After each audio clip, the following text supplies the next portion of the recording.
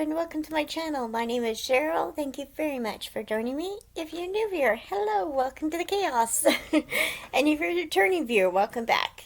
And you know what you're getting into, so I can't blame you. I mean, you can't blame me for... Never mind, you know what I mean. I'm not making any sense. I am so tired. I haven't done a video in so long. It's probably been a month and a half since I've done a video, and I'm so sorry about that.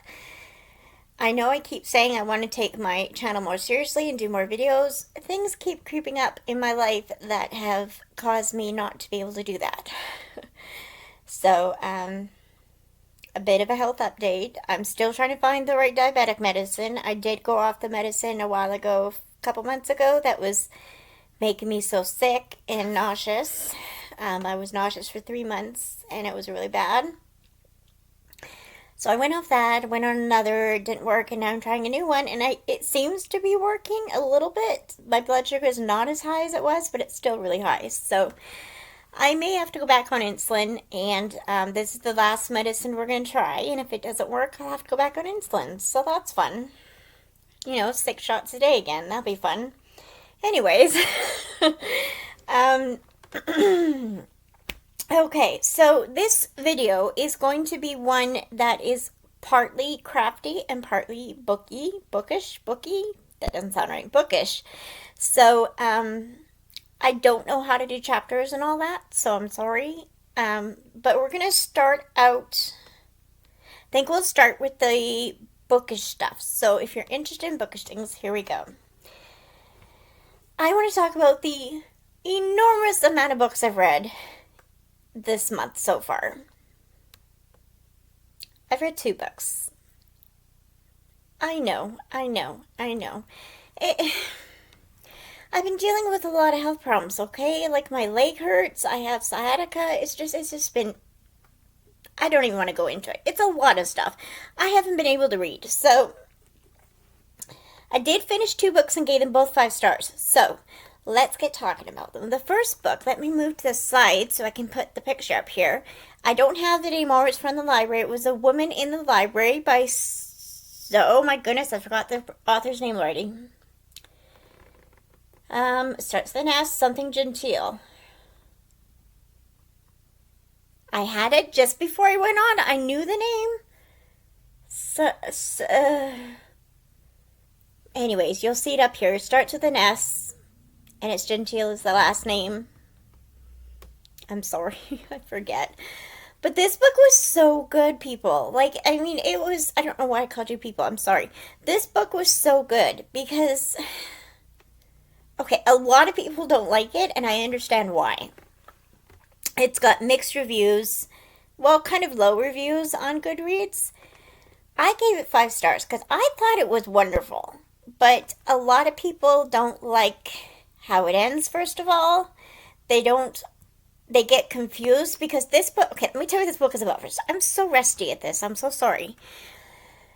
This book is about a woman, I forget her name because you know me, I never remember characters' names. But she, in the beginning, she is in the library, how can I explain? This is such a hard book to explain.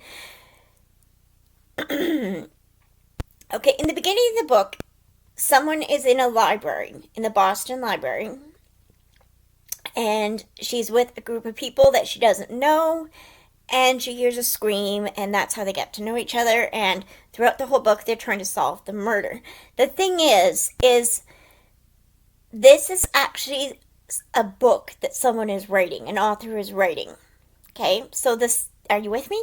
So this, the scenes of the library and what happened and how they solved the murder and everything is a book. In other chapters, in alternating chapters, there's a guy, I forget his name, Arthur, I think? I'm not sure. But he is critiquing, sending letters to the author of this other book, critiquing it. And he starts saying the weirdest things, and it starts to get creepy. So, about halfway through the book, you don't know if what you're reading in the bookish part, in the book part, is the actual book or if it's really happening to the author of said book. And it gets kind of confusing. And then the ending is so weird because you don't know if it's actually the book or if it's what's happening to the author. And it gets weird. It's really confusing. I personally loved it. I thought it was fun to be confused, and I enjoyed it. And I still don't know what's real and what's not real with that book. I don't know exactly what happened. I don't know if it was a book that was written or if it was real life for the author of the book. I don't know. I just don't know. But it was really well written, and it was really good. I keep moving the camera, I'm sorry. It was just really good, and I really enjoyed it. So if you're up for a mystery, it's a murder mystery. It gets settled in the end, or does it? Because there's an ending, another part to the end where you're like, okay, what is going on? But basically it gets solved. The murder in the library gets solved. I don't know what else to say. It's a murder mystery. It's good. The mystery itself is good, but you don't know what's real and what's not real. So it's kind of fun. It's like, I don't know, I just loved it. I thought it was a genius book. I thought it was amazing.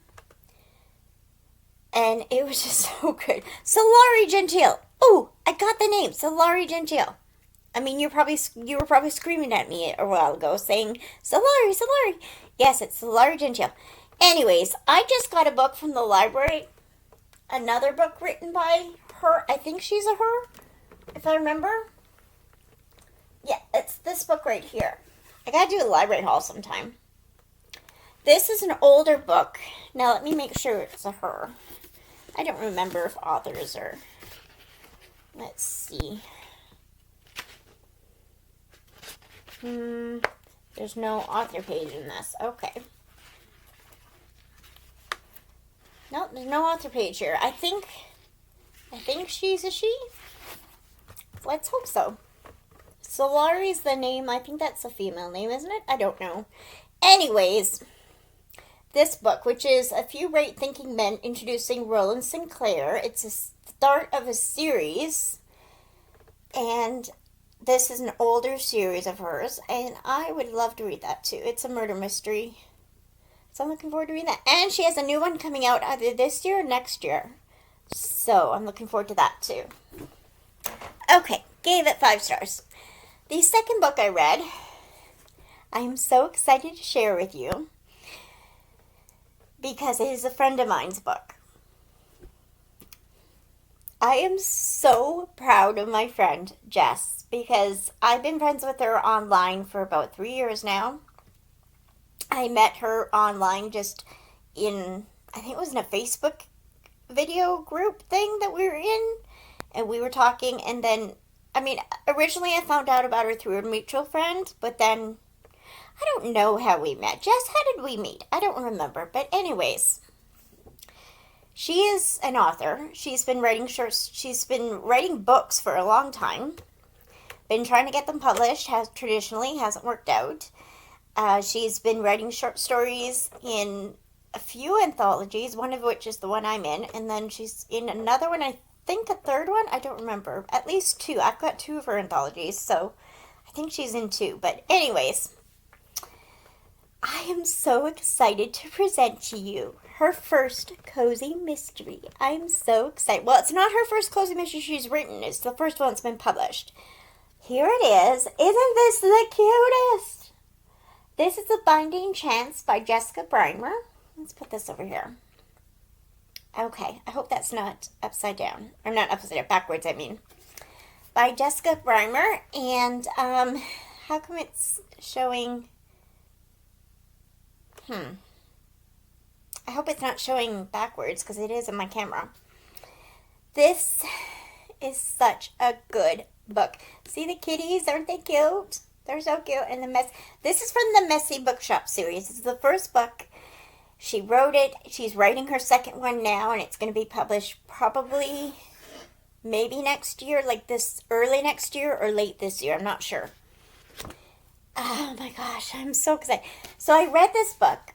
It is so good. This is printed by Next Chapter Publishing. It is an indie publisher. And oh, I loved this book, so let me read you the back. Everyone loves Teresa's bookstore, a cozy little store in East Tennessee. Garnet Stone loves working there just as much as reading books. She works hard to keep the store's nosy cat out of trouble while tidying the sales floor.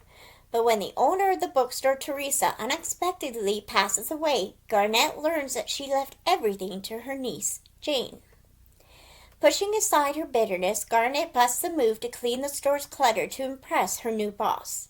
After Jane arrives to announce the store's closure, things take a turn for the worse and another dead body is found in the bookstore. The new sheriff believes Jane is the killer, but Garnet knows her new boss isn't to blame. Her roots in a law enforcement family give her confidence in solving the murder, but she quickly discovers it won't be an open and shut case like she had hoped. Unusual clues point to multiple people, yet the suspects have concrete alibis. If Garnet cannot solve the perfect crime, Teresa's bookstore will be gone. Dun dun dun! I love this book. I gave it 5 stars and I realize Jess is my friend, so yeah, it might be a bit biased, but I seriously loved this book. It was so good. I was quite jealous when I started reading it because I was thinking, because if you don't know, I'm a writer as well, and reading Jess's book was like, oh my gosh, I am never going to be that good at writing. It was so well done.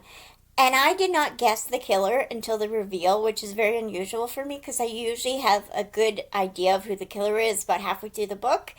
This one I did not know, and it was so well done. And like it says, it points to multiple suspects. Yes, it does. There's quite a bit of characters in this. Not as many as like a Agatha Christie book kind of thing, but there's like 6 or 7 characters, and like 5 of them are suspects, and it's just ridiculously good. There's, it says concrete alibis. Everyone has an alibi. It's like that, what's that Agatha Christie book?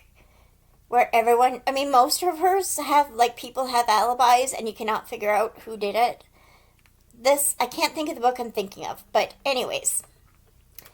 Okay, my video just froze. I'm sorry. This is so good, so I would recommend you buy this. It is so good. Hopefully, it'll be in libraries hopefully soon. You can buy this in paperback or ebook on Amazon or through the Next Chapter website. You can also get it through hardcover. I think the hardcover is only available through the Next Chapter website, but yeah, I loved it. I hope you love it too. Give some support to a new author. I'm so excited, and congratulations again, Jessica. I'm so proud of you. Okay, that's enough for the books. Now, let's get on to the craftiness. I've been making Christmas presents. So, originally, so this one thing I made, I've got more than one finished object, but the one big finished object, I was making originally for a Christmas present, but then I thought, no, nobody's going to wear this, but I really like it, so I kept it for myself. I will try and screenshot the picture of the pattern and put it up here. If I can't, I apologize. This is the pattern. Now, what is the pattern called? I'll put it up here. If I don't remember to do that, or if I can't do it, I'll link it below. It's a free pattern. It's for a scarf, and I just love that. This is the purple sparkle yarn. It looks blue on the camera, but it's actually purple. It's red heart, I believe, and I just love this pattern. This is knitted. I haven't sewn in the tail yet. But I was making this, and I thought, wouldn't this make a gorgeous wrap? Like, if I just made it wider. But, even now it looks good enough to be a wrap. But I wanted to make it wider. So, then I thought, I want to make this for Christmas presents. So I am. Will I get them done? I don't know, because this alone took me a long time. But I'm making the first one. Okay, I'm in the middle of a row, but this one's using, I think this is Bernat's Premium Gray yarn. I'm not sure, but And what I did is in the original pattern, again, this is a free pattern, so I don't mind sharing with you. The scarf is 34 stitches. So I put on 102 stitches, which is two times as much as so three times I put 34. And then I put a stitch marker after each 34, as you can see right here, and right here. So this is how much I've done so far. I did make a few boo-boos. Right here you can tell I made some mistakes right here, but I don't mind. So it's going to be a wrap. And what I did is I just do the patterns 3 times. So each row is a different amount of, or a different pattern, like a different repeat. And then I just do it 3 times. So I'm looking forward to doing that. I'm going to make it in a few different colors. And then I also made, now these I just made up on my own. I didn't follow a pattern, although I'm sure there's a pattern out there that does it. This is crocheted because I felt like crocheting. And I made a double thick little scrubber. Again, I didn't do the, I didn't sew in the endy bits, but, endy bits. I still haven't watched the newest Bakery Bears show. I gotta watch that.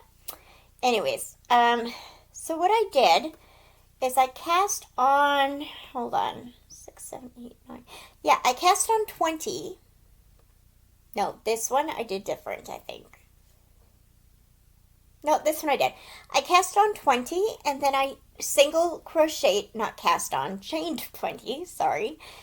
And then did single crochet for 1, 2, 3, 4, 5, 6, 7, 8, 9, 10, 11, 12. Looks like 14 rows, 14, 15 rows, 14 rows, 14 rows, but you can make it as big as you want. And then I folded it in half and single crocheted it together. So it makes it doubly thick. And I thought that'd be a good little scrubber. And then this one, I actually did 2 of them. This was the first one I did, and I did 2 of them and then stitched them together. So this I did a magic circle, and then I single crocheted 6, and then I did increases. So the first round I did 2 in each stitch to make 12, and then I did 2 in the first stitch and 1 in the next 2, and then the next one I did 2 in the first stitch and 1 in the next 2, and on until it went to 2 in the first stitch and 1 in the next 6. So I did all those rows, and then I single crocheted it together, and then I did another round of single crochet. So that's a little scrubber. This one I think was the same thing that I did, so there we go. I also did a dishcloth. This is the pattern. This looks like it's just the normal, what is it called? Grandma's dishcloth or whatever. Grandma's favorite dishcloth. It's just one of those. Diagonally. It's a free pattern on Ravelry. So that's all I've done. I mean, I've worked on some other stuff, but I haven't made much progress on them. I did work on a bit on another one of those wraps that I showed you, but it's way over there and I forgot to bring it. So, but it's the same thing, but it's a different color. So I'm going to be working a lot on those and some more. I think I'm going to make more dishcloths. Hello, I just wanted to add something here. If you notice, the dishcloth I showed is not the granny's favorite dishcloth, as I said.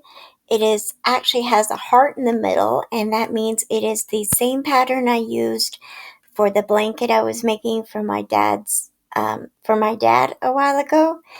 And it is the Lily Sugar and Cream heart pattern. I will link it below. It is a free pattern, and that's the pattern I used. I apologize for the mix-up.